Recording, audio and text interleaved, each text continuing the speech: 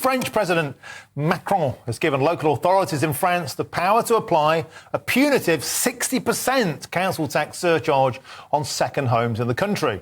And of course, an estimated 86,000 of France's second homeowners are Brits. So there are plenty of British people with homes on the continent who are about to be slapped with a massive French bill. Well, joining me now is journalist David Chazan, an excellent contributor to the channel. So first of all, David, can you talk us through the kind of intricacies of the regime of tax itself? Because I understand that the first home in France is exempt from council tax, which seems great. But then, of course, second homeowners are being penalised.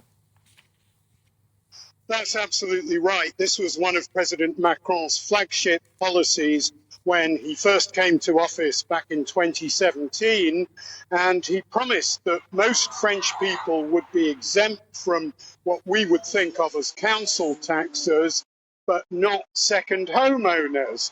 So why not second homeowners? There's about 3 million of them in France, including some, or an estimated 86,000 Britons. Basically, they're a soft target. Nobody's going to feel sorry for people who've got enough money to afford a second home. Second homeowners are not the kind of people who are going to stage the street protests, which are so common in France. So this is a way of raising money.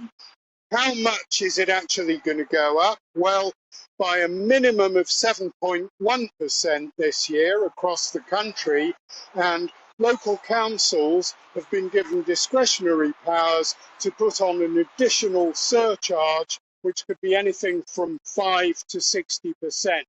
So this could be bad news for some people, and it now applies to rural areas as well as towns and villages. So even if you own a home somewhere way out in the middle of the countryside, this could still apply to you.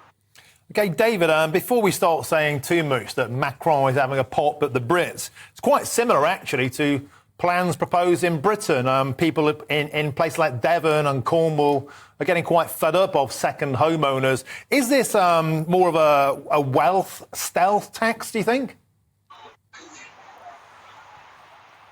Well, it is a bit of a stealth tax in some respects, but it also responds to a growing feeling among people in areas that are very popular with second homeowners, whether those second homeowners come from Paris or Lyon or from London or from elsewhere in the UK.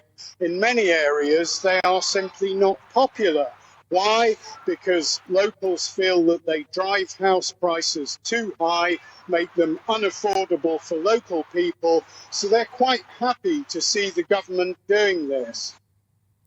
OK, David, on to the broader topic of Macron's opinion of Britain. He seems no fan of us in terms of stemming the tide of illegal immigration. He seems no fan of us in terms of hammering us on fishing deals. Do you think there's anything in this idea that Macron just doesn't like Britain? Personally, I don't believe that, no. But I think what Macron does not like is Brexit. And he feels that the UK must bear the consequences of Brexit. They voted, in his eyes, they voted to leave the EU. And if there are consequences, well, so be it. And one of those consequences does actually affect second homeowners here, because if you're a British second homeowner, under the post-Brexit rules, you can spend no more than 90 days out of every 180 in your second home.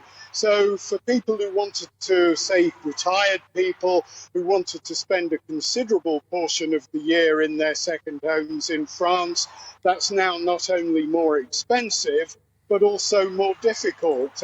In terms of fishing, I think Macron is trying to defend the beleaguered French fishing industry. It's been facing a lot of problems. A lot of French fishermen have been saying they're going out of business and so on. So he sees his role as the French president to defend them rather than to look out for the interests of British fishermen. That's certainly true. And on illegal immigration, well, Britain, as you know, pays millions of pounds a year to the French to help police the border, to try to stop people crossing in small boats, but they still keep coming.